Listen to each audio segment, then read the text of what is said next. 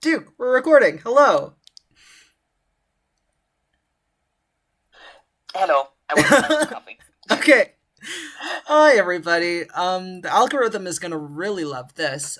We don't have a Genshin Impact video today. We are gonna be talking a bit about season 2 of House of the Dragon, and I just noticed that in this specific poster, Allison's side is green, like on the throne, and Oh Rhaenyra's yeah. side is black. I did not know that. I did not realize that, but that is cool.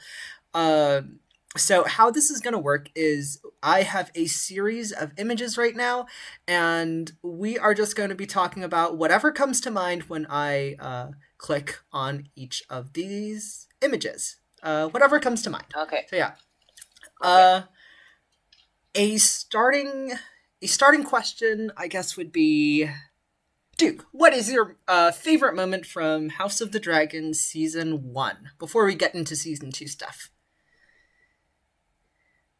This is Duke. This is Duke, by the way, everybody at Hi. home. Duke, do you have anything you would like to promote? Where can people at home find you? Um. Yeah, you can find me mostly on Discord, on the Interesting Nerd Club Discord. Wow, we. um.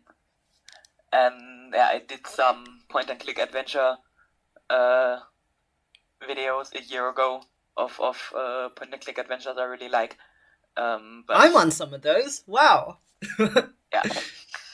Yeah. Right. You are in some of those. Hey, And what's the name of your YouTube channel, Duke? Where can people uh, find that? Duke Go, I think it is. Yeah, at the ad. Yeah. They think, yes. Okay. Yeah. I should probably do you think I have permission to link the Discord server down below? Maybe. I'll ask Tom.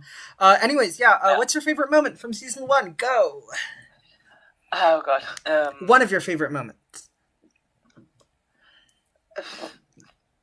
I'm not sure if I would say favorite, but One like of your favorites.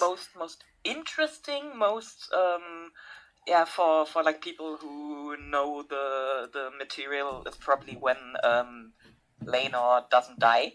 When Laenor does not die. Okay, that's good. Yeah, no, because when I was watching that episode, like I knew that Laenor was gonna die that episode, and when Rhaenyra was talking about it, I'm like, oh my god, like is Rhaenyra gonna be the one to kill Laenor? Like, and I Yeah, was like shocked. I because was like they so framed it. ready to like not hate Rhaenyra, but be like, oh, there are no good people in this universe. Nah, But you know, then Laenor doesn't die, and then we're like, okay, Rhaenyra's good. Rhaenyra's fine. In fact, Rhaenyra probably did a good thing. You know. Um, my favorite moment from season 1 would have to be I love Alison Hightower. I loved in episode 5 when she interrupted Viserys during the middle of his sort of like speech at Rhaenyra's wedding and just shows up in the green dress. That was a really cool moment. And then you get the song nah. playing, and then it was so good. No, I take that back. That's not my favorite. Oh my! I'm gonna give you two. I love this series so much. You have no idea. I'm gonna give you two. So that's one of them. Um, because I love Alison Hightower, and the people who did not read the books was very confused at that moment as to why dramatic music was playing, and I felt like I was in on like a little secret, you know, because I had read the books, and I'm like, this moment was made for me because I understand what's going on, and the people at home they had to have Laris explain it to them while it was happening, but not like I my jaw dropped. I was like, this is where it happens. This is where she wears the green dress. The second Yeah, and moment, us other people, we already had Preston Jacobs explain it to us. yeah. Oh, okay. The other moment, I think this is my favorite moment. Like even on top of the green dress moment, when Viserys interrupts in episode 8, where he interrupts the dispute about Lucerys's claim on Driftmark, and he stumbles in to the throne room Oh yeah, with the crown. with the crown and the Phantom Yeah. of the Opera golden half mask. And then the sequence where like his crown falls and then Damon picks it up. And that entire sequence was so good. And then Damon just like slices off Vaymond Valarian's head. Oh, Yeah. that was a very good moment, because it was like so emotional, and then Damon just chops a guy's head off. Like, oh, I think that Yeah. might be my favorite episode, honestly. Episode 8. Probably my favorite Yeah. episode. And just like from the shot, like the very first episode, where the very first scene where when Rhaenyra flies on the dragon, and you see this drone shot or whatever, and it's like We're back. so back. We're back. Yeah. We're back in Westeros. Oh, if that, yeah, no, that felt really good. It's probably gonna feel very good this Sunday night as well, because, you know, it's been 2 years No. since House of the Dragon. No. So that's gonna. I'm so excited. I am so excited. Anyways, yeah, this is the promo shot. We've been living here for a bit. Let's see. I actually don't know what some of these images are, but let's talk. Oh yeah. Okay. So, all right, let's talk a little bit about this. A little bit about Emma? A little bit about Emma, and also a little bit about how far HBO is going to go with. Let's pull the Band-Aid off. Let's pull the Band-Aid off. Let's say, yeah, for people at home, I didn't really disclaim whether this was going to be spoiler-free or not spoiler-free. Let's put this here, because I want to talk about something that's tonally similar to this. That's going to happen in season 2. Let's talk about that later. Let's talk about this guy for a bit. Let's talk about dragons in general. Duke, who's your favorite dragon? I mean, Sheep Stealer is really cool. I mean, Sheep Stealer is very cool. Nettles is very cool, yeah. Nettles, not Nerys. Yeah. That's something else. We don't know if Nettles is going to be in season 2. That's really interesting. Nah, that's one of the leak stuff. Mm-hmm. Oh, I guess we can talk about leaks. Sure. Yeah. All right. Well, if you say that, we think Sheep Stealer is going to be in season 2. I'm very excited about that. No. I don't. What do you think Sheep Stealer's design would be? Because I would assume Sheep Stealer has a cool design, you know? And that's not to say that, like, there are some dragons with, like, not cool designs. I think all the dragons look cool, but I think, you know, like, Caraxes has the cool design of the long neck and then the wings on his legs and the devil horns. And from what we see in the trailer, like, Bela's dragon, Moondancer, has the sort of, like, mohawk and the patterns on the wings.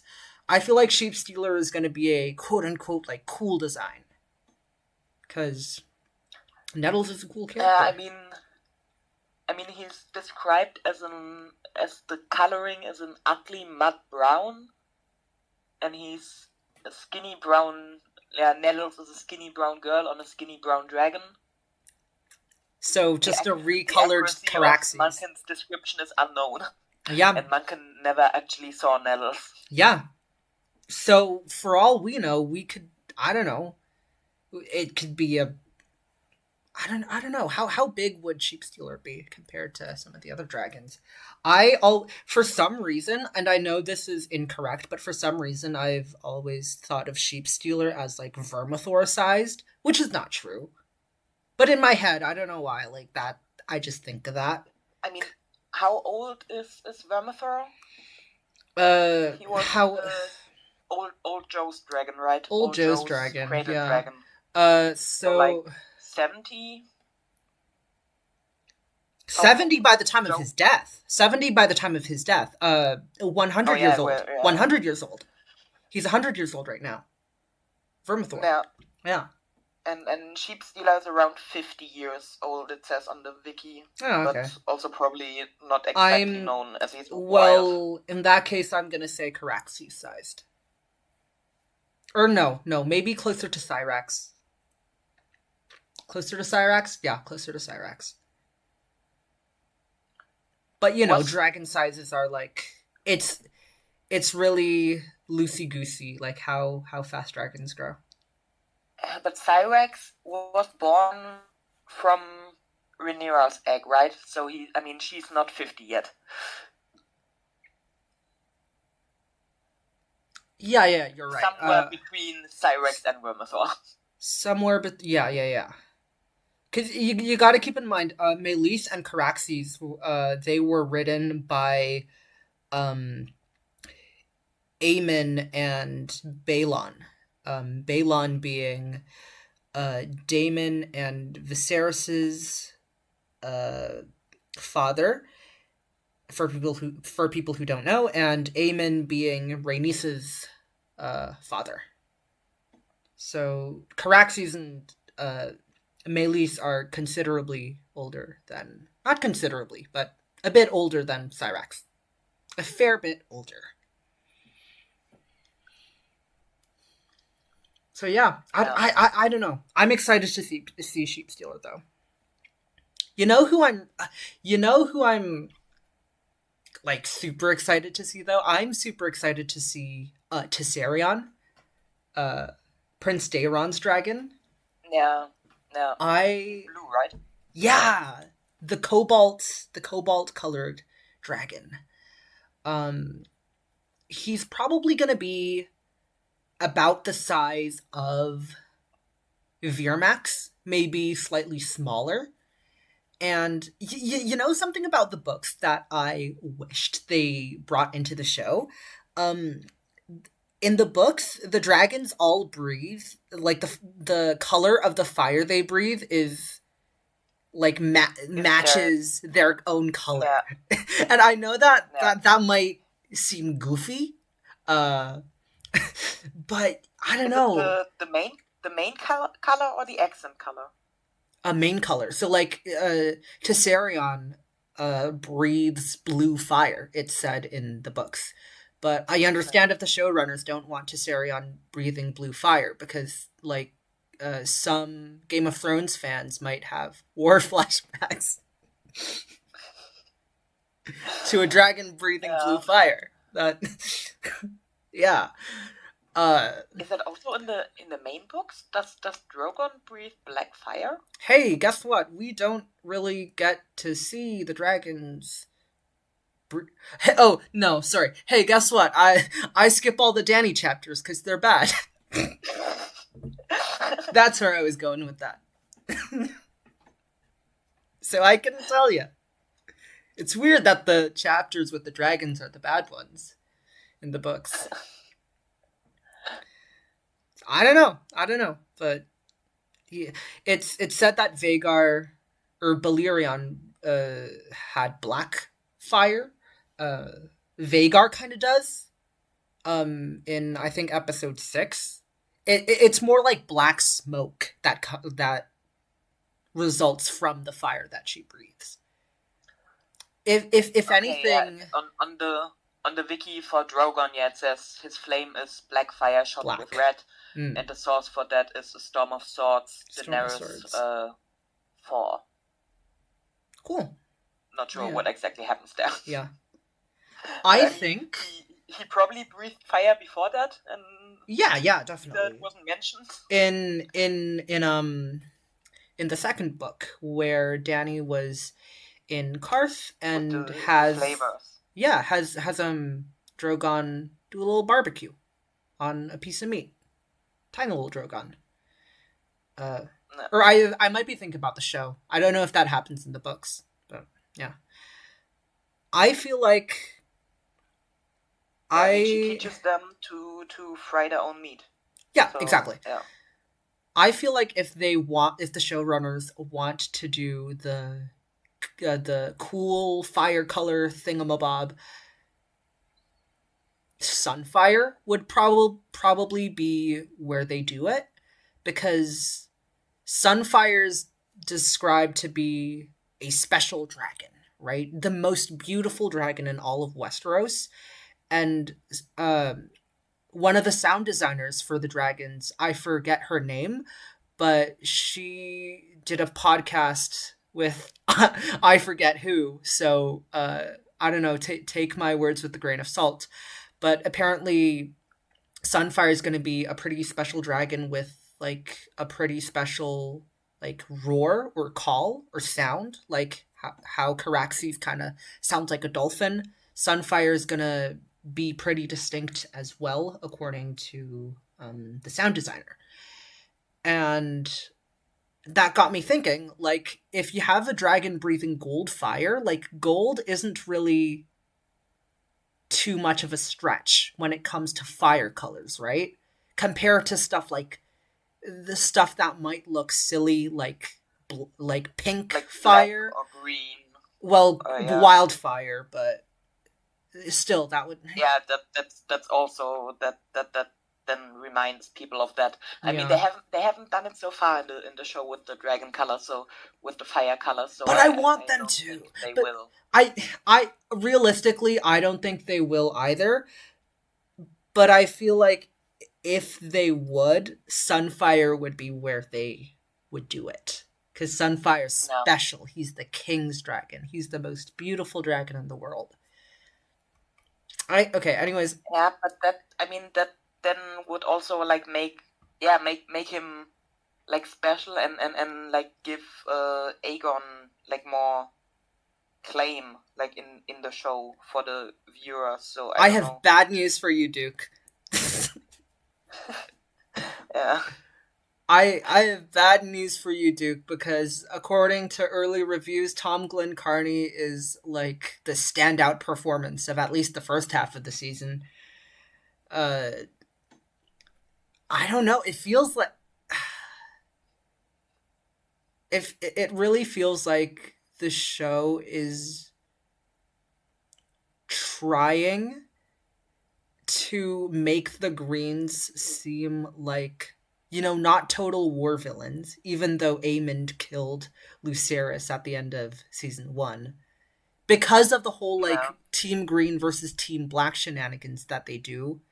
If they wanted to paint the Blacks as the protagonists and Team Green as the clear antagonists, then I don't think they would have done the Team Black versus Team Green stuff, like pick your side.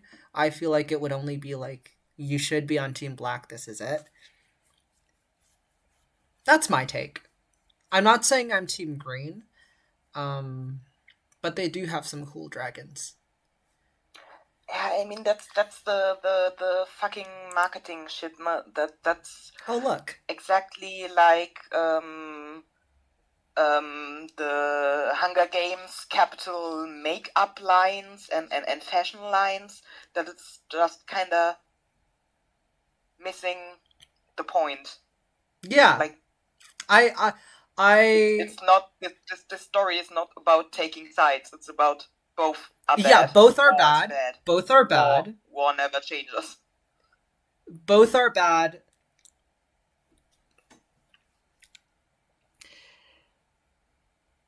And this, I don't know, this kind of, I guess since there's a picture of Alicent on the screen right now, we can talk about greens and blacks and stuff. Something I've noticed about season 1 is instead of like this show really seems to be trying to make us like everybody instead of hate everybody. Or at least, No.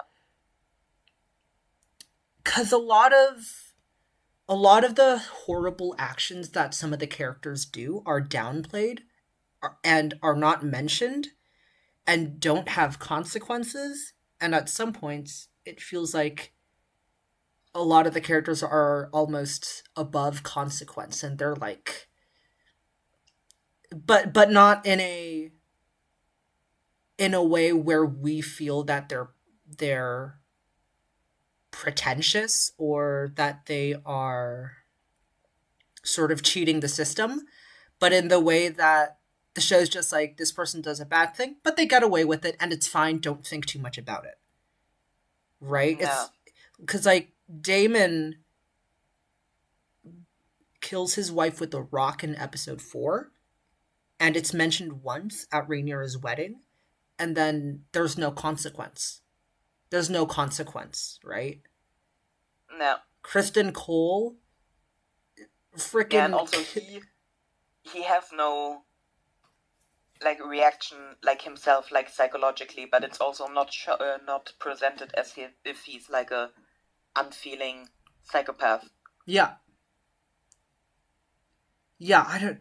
I almost wish that the show would allow the characters to do horrible things and paint it so that the audience is aware and is reminded that this character has done a terrible thing, instead of No. trying to make every character seem redeemable. I feel like the show is scared of painting someone as like truly an irredeemable villain, right? No. Yeah, I mean That's my take. I mean they want to keep the marketing stuff for the choose your team, choose your side. Yeah. And if everyone was like unredeemable, that wouldn't work. But it's such a good marketing strategy. Yeah. So yeah, I mean, it's very interesting because in season 2, things are going to happen that are going to have, they're definitely going to have consequences going forward in the story without spoiling anything. But how much was George involved in this season? Do we know that? I don't know, but he posted a picture of him in the Weirwoods at Harrenhal, I think, with Ryan Condal on his trip to London. That's all I know. And he apparently ordered a dragon cake, and people are conspiracizing that hey, coming out. Duke, don't make fun of that. Don't make fun of that. This is my Roman Empire. Don't make fun of that. Don't talk about it in a condescending way. Duke, it's coming out. It's coming out December, Christmas time. This year, Winds of Winter, December 2024. Duke, we're moving on. Let's talk. Oh, I guess we're talking about psychic connections between dragons and their riders. Cyrax down here, Rhaenyra up here. Rhaenyra giving birth, Cyrax feeling her pain. I found the psychic dragon connection stuff very interesting in season 1. What about you? Any thoughts? I honestly don't. I didn't even remember that happened. Honestly. Oh yeah, really? I can think of 2 instances where that happened. There might be more. One's with Helena, right? One is with Daemon. In episode 3, when Daemon gets a flaming arrow to the shoulder. He screams out in pain, and Caraxes also screams out in pain. Oh, I was thinking when Aemon goes to like when they are kids before he claims Vega, when he goes to Helena's dragon, she knows that he was there without like being there herself.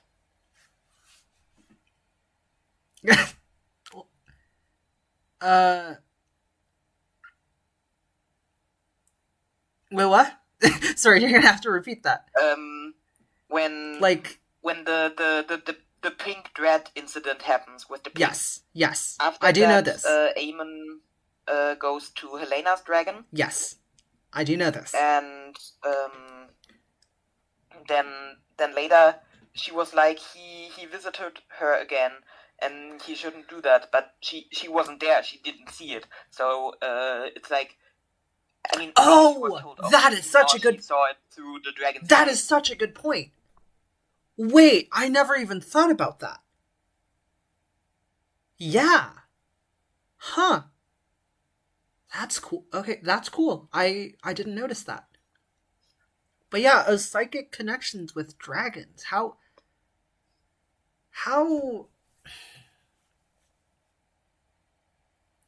much do you think Viserys's words are going to come back in the later seasons of the, and I'm paraphrasing here, but like the fact that the Targaryens control the dragons, it's an illusion. I think he says something along the lines of that. And, you know, it's paid off with Vhagar going rogue in episode 10 and killing Lucerys. But yeah, that it's like, is it the Targaryen controlling the dragon, or is the dragon controlling the Targaryen? Yeah. And I'm similar to Bran's to Jojen warning Bran not to lose himself in the wolf. Yeah. I'm gonna like draw an invisible line. And I'm just gonna say, full spoilers ahead, seasons 3, 4 onwards, anything Game of Thrones, A Song of Ice and Fire goes. Storming of the Dragon Pit. Syrax kind of goes rogue. And dies at the Dragon Pit when Syrax could have just flown away. What do you think happens there? Do you think that's an instance of Rhaenyra losing control of Syrax? I don't know. What is Rhaenyra doing at that time? Rhaenyra's angry at that time. Rhaenyra's scared. Rhaenyra's probably manic, I would say.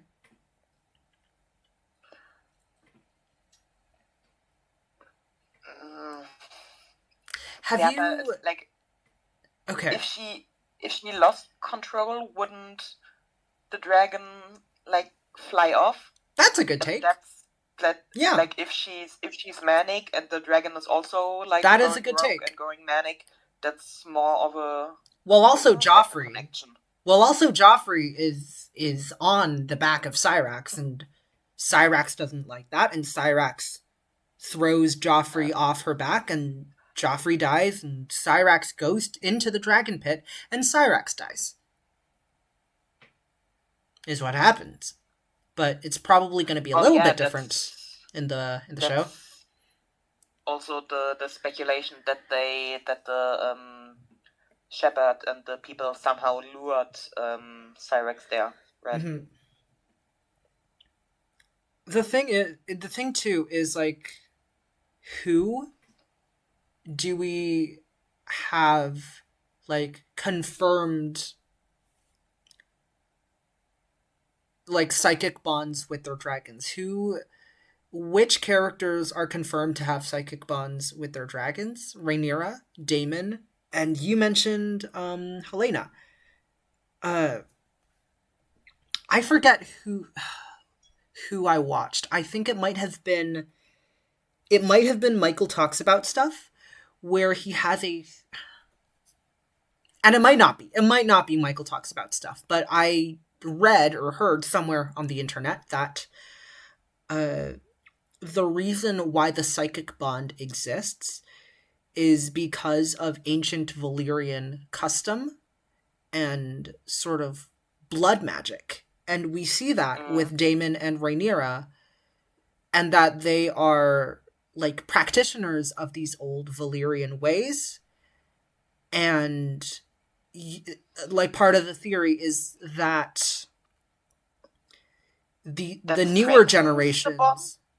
Sorry? That strengthens the bond? Like their Valyrian marriage strengthens their bond? Yeah. And the theory extrapolates that with the fact that, like, Aegon's line, or like Alicent's line, I guess, and Alicent's children don't really have a good bond with their dragons. Like, Vhagar goes rogue in episode 10, and Aemond is unable to control Vhagar. You mentioned Helena, which I guess throws a wrench in that theory, but I don't know, maybe Helena reads up on ancient Valyrian texts and practices those things in secret, and I don't know, sacrifices bugs. And Helena is a special girl. Helena's a special girl. Soothsayer. I really like Helena. I hope we get more Helena prophecies in season 2. But yeah, because they've teased it at least 2 times, like 2 to 3 times in season 1, that there's a psychic bond that exists. That has to be a thing. And I'm really interested to see where that specific plotline goes. I'm gonna click on the next image. Okay, so is he coming back? Is Laenor coming back? Yeah, I mean, if they wanna have his dragon, I mean, they could also just ignore that, but Laenor's dead in the books. I don't... They find his body. And his body's not burnt. They find his body, they know it's his. That's very much a change from the books. Yeah, like my interpretation, my assumption always was that, you can't have a dragon take another rider as long as the rider is alive. Yes. Because we never see that. That is my thoughts exactly. But... but his dragon, spoilers, gets claimed. Yes, by Adam of Hull. And we know that Adam of Hull is a character because it was confirmed. It was confirmed. We have confirmation that Adam of Hull is played by, I forget his name, but he also played a father, I think, on Raised by Wolves. So Adam of Hull is going to be a character in season 2. He's most likely going to claim Sea Smoke. What's going to happen with Laenor? Like, there's a camp of people who think that the fact that Laenor is alive means that he has to come back. And there's also, and I'm sort of in this camp where I think that the fact that Laenor is alive just means that Rhaenyra did a good thing, and Rhaenyra did not kill her husband, and therefore we should like Rhaenyra more. And I don't think Laenor's going to come back. But where do you stand on that? It's such a huge change. It is. Change so far. It is the biggest change so far. Like, I mean, for like people who know. Actually, I'm gonna have to argue with you. Sorry. The biggest change so far is probably Alicent being aged down and having sapphic interactions with Rhaenyra in episode 1. But continue. Yeah, okay. Which I hope they expand on, but whatever. I think that that ship has sailed. Maybe. We can always hope. Continue. I'm so sorry that I interrupted you. Yeah, I don't know. I mean, it's such a big change, and we are like, why? Is it just like I could is it see a just world. thematic? Yeah, I could see a world where the reason that happened is literally just so Rainier is portrayed as a good guy. Or the Blacks, I guess. Rhaenyra and Daemon. Because the show wants us to like all the characters. I mean, but you could have him die without it being like Rhaenyra's fault, without her being a bad guy, and like Daemon does really fucked up shit. Hey, you know later, what's a good theory on the internet? If you go to the Interesting Nerd Club and type in, oh my god, I'm messing. Oh my god, wait, what is it called? Is it the cell sword? What is the name of the video? It's not black. What? It's not Black Trumbo, is it?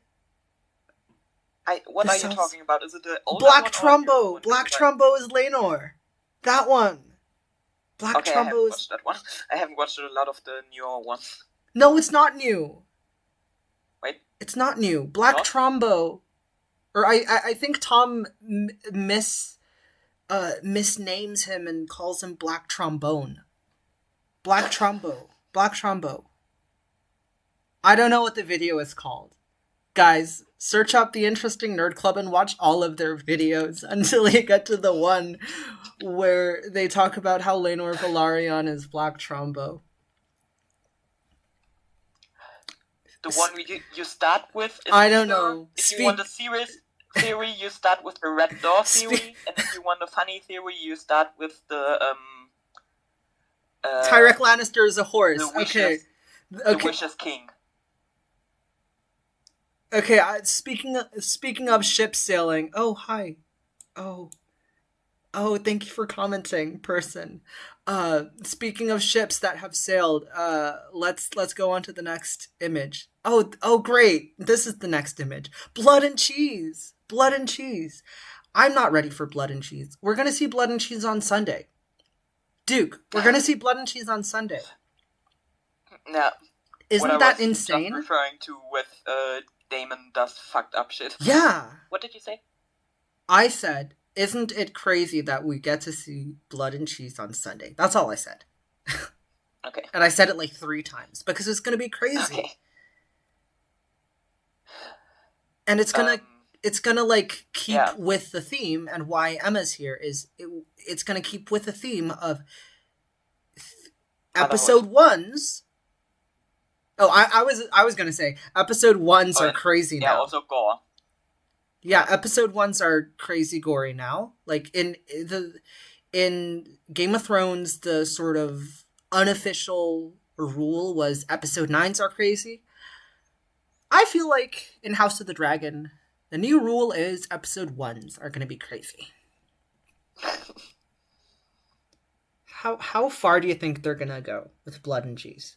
I think they're going to cut away when I think Maelor gets his head cut off. So I think they're going to cut away. Showing they're going to cut away. Getting his head chopped in half is okay, but a kid is too much.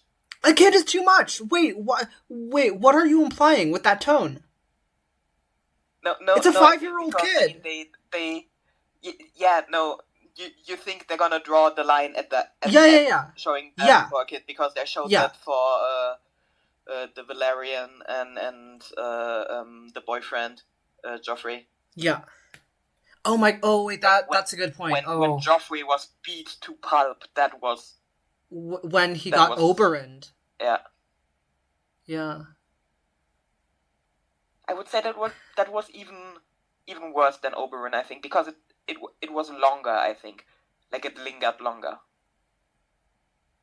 I go back and watch Oberyn's. Go back and put your headphones on. I just haven't watched it in long. Yeah, no, put your headphones on. Listen to the sounds. that his head makes when it's getting crushed. Listen to the Yeah. sounds. Listen to the sounds and get back to me. uh, is the internet gonna be on fire Monday morning or Sunday night? Is the internet gonna be on fire?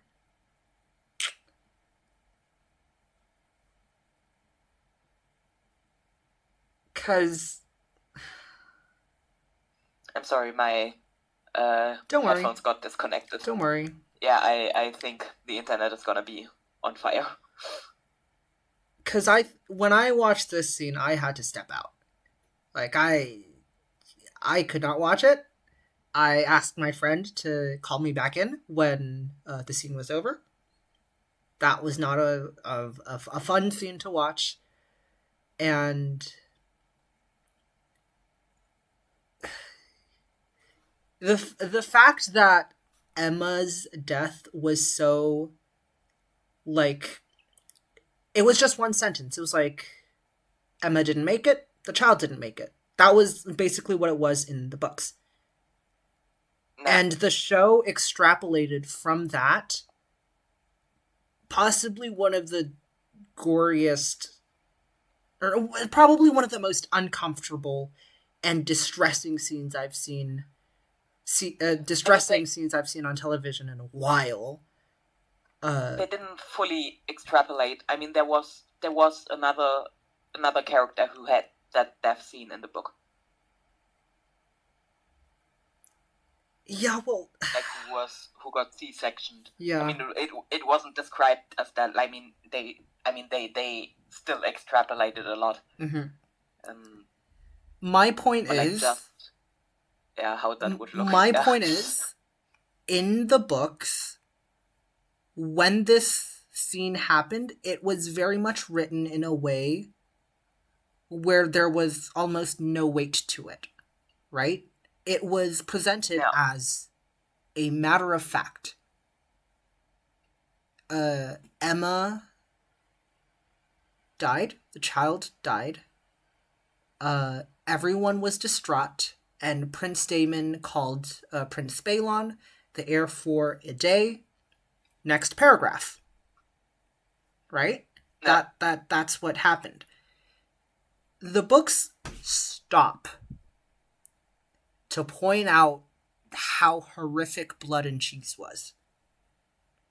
The books stop and point out how horrific Blood and Cheese was. And that makes me worried of what's going to happen this Sunday night. No. We'll see.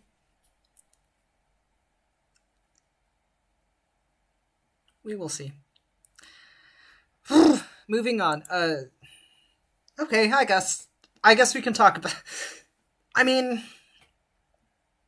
Okay, what can we talk about here? We can talk about...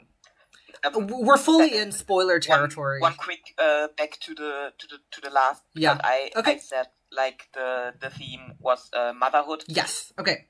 Because I mean Emma explains to Rhaenyra like a woman's battlefield is the birthing bed and her children and stuff, and it's the whole conflict is about Alicent wanting her children. Wanting the best for her children, basically, and with Blood and Cheese, that's also it. It's a son for a son. Yes. And the theme of motherhood. Yeah. Yeah, and the Sophie's Choice thing that Helena is faced with, and later she kills herself over that, right? Yes. Yeah. In episode. Episode 6. Yeah. End of episode 6. Yeah. And that's like parenthood, but especially like motherhood and the care that a mother has for her children. Yeah. Is a huge theme in this show, in this story. Yeah, I agree. And I think in the books, at least, Rhaenyra, throughout the entire Dance of the Dragons, like, her physical and mental state is like a testament to what you just said. Like, she gave birth to Princess Visenya, and Princess Visenya did not make it. And No. The physical toll that had on her body basically, like, incapacitates her, or not incapacitates, but like basically makes her unable to really do anything physical, takes her out of the in the entire war. Starting moments. Not even just the starting moments. Like, she's on Dragonstone until she flies to King's Landing, and then she gets cut up a bit on the throne, and then she does, you know, she does ruler shit in King's Landing. But, you know, like, I'm trying to think. Who was it that... Okay. I don't know where I'm going with this train of thought. But yeah, like, Rhaenyra's birth to Princess Visenya, yeah, is like that takes a toll on her body. And yeah, I think that's a really good point that you brought up with Emma. Let's talk a little bit about Rook's Rest. I probably have this image up for a reason. I got all of these images last week, by the way, and then I sort of forgot about them, so that's why I'm acting like surprised when I opened them up, is because I am surprised, because I kind of forget about some of them. I don't know. I guess we talk about Rook's Rest. This could be Rook's Rest, or this could also. No. This is a shot of her. This is a shot of her in episode 10, but. Yeah, no, like, I mean the purpose of the picture. Yeah. Yeah, or it could be like her war crime last season. And Beast beneath the boards. It's not my war to start. Yeah. But it's like, bitch, you started the war in this moment. I mean, they kind of started the war in theory by crowning Aegon. I mean, but you fired the first shot. That's a good point. Honestly, that's a good point, because now that I think about it, killing innocent civilians in King's Landing during someone's coronation, like, I mean, the Greens can probably spin it in a way where it's like, you know, a casus belli against the Blacks. I always thought that the Blacks had a stronger, I guess, story to portray the Greens as, like, warmongers who kill children for sport, and Lucerys's death is a testament to that. But now that I think about it, like, yeah, killing civilians. Yeah, I don't know why I always wrote that off. Because I always was like, yeah, she didn't harm Aegon, the Greens, you know, they're fine. But yeah, no, killing civilians, that wouldn't be good. That wouldn't be good. That's the. You are right. We watched this show through the eyes of like nobles under feudalism. Yeah, but and that's their view of civilians, that they are like, of the peasants, that they're like expendable, and so we kind of take on that point of view as well. And yeah, but the Greens were provoking this war, like they wanted a war. Mm-hmm. Like Rainey saying, "Oh, it's not my war to start," but then she did this thing that's very hypocritical, I think. And I don't like that change. Hey Duke, was that the fact Was that the What? fastest way out of the dragon pit? Was that really the fastest way out of the dragon? Was I through don't the know. roof the fastest way out of the dragon? I mean, she probably wanted to take her dragon with her. I mean, she didn't want her to Isn't there a be there. door? Is there not a door? How do dragons get out normally? Why couldn't we have just done that? I don't know. Why did we have to make a I mean, yeah, spectacle? they usually don't break through the ceiling. Yeah. Dreamfire dies by breaking through the ceiling. Why does Maylis get a pass? In fact, all of the dragons die because the ceiling gets brought down, in fact. Why does Maylis get a pass? We were talking about the biggest change earlier. I think this might be the biggest change. I think there are a lot of big changes. That's the takeaway of this. Some of them are good, some of them are questionable, and that'll probably continue on into the future. Yeah, and I mean, it's like her character she's the queen who never was, and it's been like 30 years or whatever, and like she has made her peace with that. Yeah. She's fine with it. She's like, it's not my war to start. Mm-hmm. And then she starts the war. Yeah. No, she first starts the war, and then she's like, that's not my war to start. Like killing Aegon and like letting that be the worst that happens. Like that would be unthinkable. You know what I think Rhaenys' purpose is? What? I think her purpose is to deliver cool one-liners in the trailers. That's it. Because a lot of the... Was it Gliders? Was it Gliders who was like, the best thing is to just assume that Rhaenys is drunk all the time?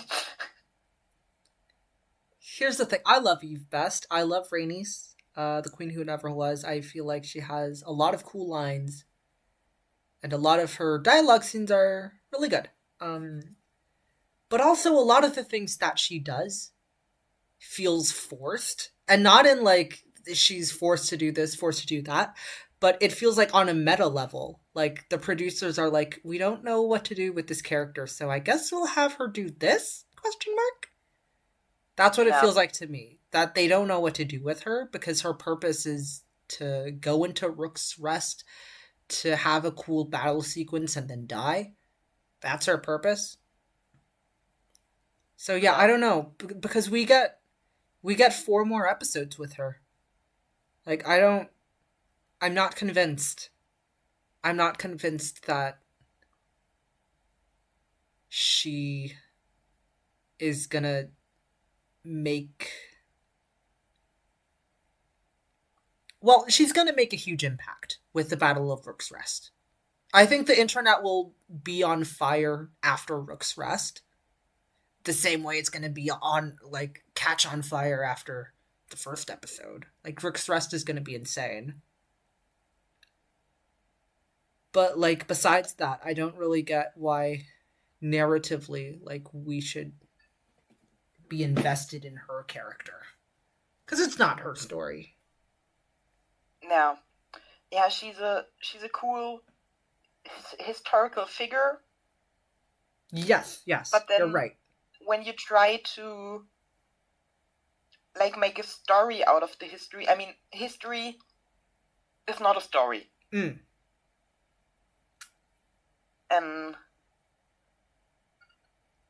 I don't know. Maybe the show was a mistake. Maybe it was better as a history book. Maybe it was better as a history book. Yeah, I don't know. A part of me almost feels... Well, a part of me almost feels bad. Because they're gonna lose her so soon. Ugh. And I want her to do more things. But she's not gonna be... she's not gonna have the chance to. Who knows? Maybe she'll be the standout performance in season 2. At least the first half. It's gonna be Tom Glenn Carney and Eve Best. That people are talking about. Anyways, moving on. What's this last... I'm gonna Oh, okay. Well, it gives me the image when I do that, anyways. Because I misread that and thought it said like college maker, and I'm like, what? Who's going to college in Westeros? Okay. Anyways, I don't know Aegon. why. I don't know why I have the Great Council of 101 here, Duke. I really don't. I really don't know why I have the Great Council of 101 here. Duke, I it mean, has been a that's week since like I got these images. I if don't know Rhaenys why had I been if Rhaenys had been picked there, that this whole shit show would would have not never have happened. happened. Yeah, we wouldn't be having House of the Dragon. I still hold the best thing would have been to marry Viserys and Rhaenys. Viserys and Rhaenys, huh? Yeah, I because mean, by that point, wouldn't like at that point like the two of them? Well, yeah, at that okay, point they no, were already married. no, Yeah, no, no. Here's the thing. At that point, listen to me. At that point, King Jaehaerys did not know that like 11 of his children were going to die. And when I say at that point, I mean like at that point where these guys were betrothed. You know, yeah, like during yeah, this scene, like the Great Council 101, like yeah, like most of his children yeah, most of his children are already dead. But like when yeah, they yeah. were probably when In they were retrospect, betrothed, yeah, like King in Jaehaerys was like, retrospect, it I would have have been 13 children. I have 13 children. There's no way this is going to go wrong. Whoops, 11 of them are dead and two of them can't inherit the throne. Man, what a terrible thing. they Anyways, should have just not sent Sarah away. yeah. Anyways, we're going to be talking about the reign of King Jaehaerys if we continue on with this. I think I'm going to end the episode here. This was a really good chat. I feel like I had fun, at least. Yeah. It is very late in the night, but whatever. Whatever. I hope you guys had fun at home as well, listening to us ramble. I'm probably going to be back here very soon, maybe on Monday, maybe on Tuesday, where hopefully I have a guest with me to talk about episode 1 of House of the Dragon, season 2. Yeah. Duke, thank you for being here. You're welcome. Okay, yeah. I think that's our show. Thank you for having me. Of course. Bye-bye.